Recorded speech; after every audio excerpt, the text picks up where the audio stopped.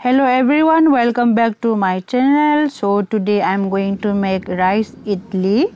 In this I have taken rice idli powder and 1 bowl curd and थोड़ा गुनगुना water भी लिया है। अभी मैंने बाउल में इडली पाउडर को डाल दिया हूँ और इसमें मैंने जो कर्ड लिया है वो मैंने मिक्स डाल दिया है और ऊपर से मैंने हल्का सा वार्म वाटर लिया है और वो पानी इसी में डाल के मैं अभी तीनों अच्छे से ही इंग्रेडिएंट्स है ये अच्छे से मिक्स करेंगे।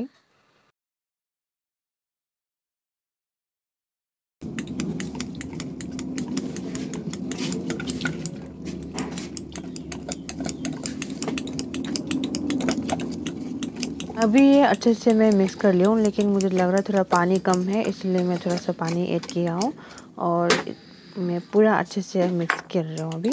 और मिक्स करते हुए आपकी जो इडली पाउडर है वो और दही अलग अलग से मतलब नहीं दिखना चाहिए, पूरा अच्छे से इसमें मिक्स होना चाहिए। और अभी मैंने जो मिक्स है वो अच्छे से मैं मिक्स कर लिया हूँ। अब मैं इडली मेकर ले लिया, उसमें मैं ऊपर ऊपर से हल्का हल्का तेल डाल रहा हूँ ताकि इसमें जब बनते समय इसमें पूरा चिपक ना जाए। सो मेरा जो इडली मेकर है ये 3 सेट है, तो इसमें मैंने तीनों सेट में मैंने हल्का हल्का तेल लगा दिया हूँ अभी। और ऊपर से मैंने दूसरे साइड में गैस ऑन कर दिया है और पानी डाल के इसमें पानी गर्म हो गया है। अभी मैं इसमें एक के बाद एक पूरा में मैं अभी इडली जो मैंने अभी मिक्स किया है मैं उसी में अभी भरूँगी।